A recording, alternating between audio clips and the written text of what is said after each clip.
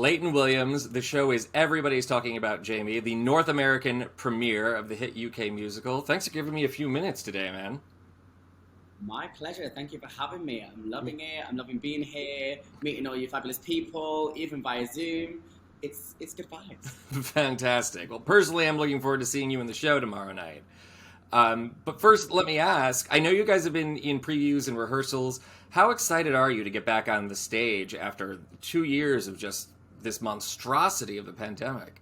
Honestly, every time we get back on stage, it feels like you just can't take a second for granted. We've had a few weeks break since we finished in the UK stint of the tour, and then this was like a lovely little surprise element. So we have been on the road, but this new cast that you have here is like a mashed up cast version of UK tour, also West End, all jumped together. So you really are hopefully in for a treat. But yeah, I can't wait to fully get the press night up and running, get everybody talking about it, and then, just slay the shows. That's fabulous. So you do play Jaime in the musical. He's the title character, an aspiring teenage drag queen. I'm wondering, you have so many great songs in this show. When you go on stage every night, is there a particular moment that you look forward to? Something that, for you personally, it's either cathartic or it's just a moment where you have the audience in the palm of your hand? What is that for you? It's probably got to be the finale, because until then I'm like, you don't know if it's going to happen, if you're going to get through, like literally the show must go on. At any point, things can happen. You've just got to soldier on. So when I take that final bow in the finale and I, have the audience there and I'm like, having my applause and it's the very final moment and I sing my last little bit, that's the moment that I'm like, okay, I did that, like, again, maybe for the 8th time this week. I can't quite believe we're still here. I'm in America. This is Los Angeles. And everyone's on their feet cheering and having a good time. Last night, there was somebody in the front row dancing, twirling. He might as well have been up on stage with us. Like, it really just does things. You see another man crying, even behind his mask, his tears were just flowing. It fills people with so much joy. And to see that and be on stage receiving it, it's really special. That is wonderful. Is that a normal occurrence? You've been doing the show. You did it in the UK. You did it on tour. You did it in the West End. Does that happen all the time?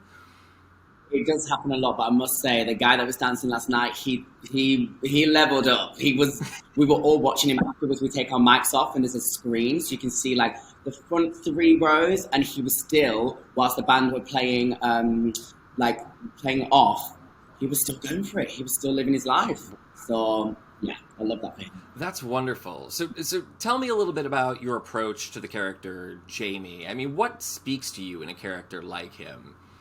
So me and Jaime are similar in some aspects and then not in a lot. So I am not young. I'm pretending to be a young. Relatively. Can't you believe that?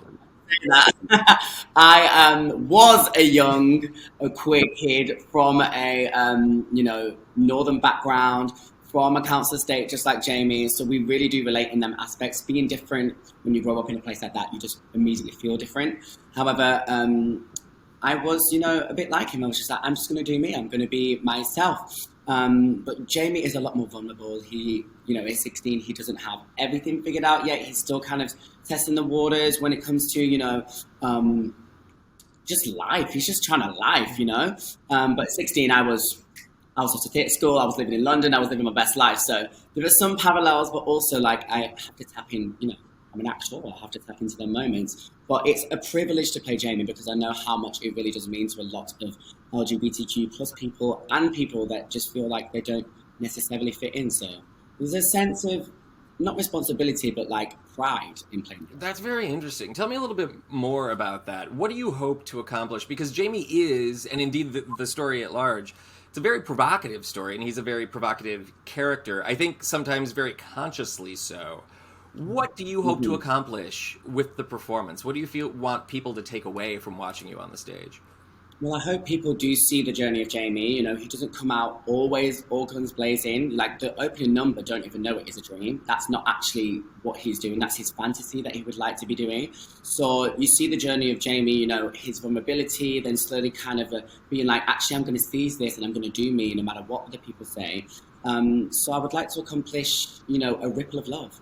Even tiny. I'm not here saying I'm trying to change lives, but we as a company go out there and we just tell the story, we live lives on stage, and what people take from it and what they can learn from it and what they can grow, their aspirations, their hope, their dreams. Dream bigger. Life is for lifing, life is for living, life is for dreaming, and Jaime can hopefully make people feel that. So if we can, even just one person leave the theatre and they come out and the next day they choose that outfit that somebody might think, oh, that's a bit much for a day at the office. Girl, who cares? You know what I mean? I've changed shirts 3 times today because guess what? I can.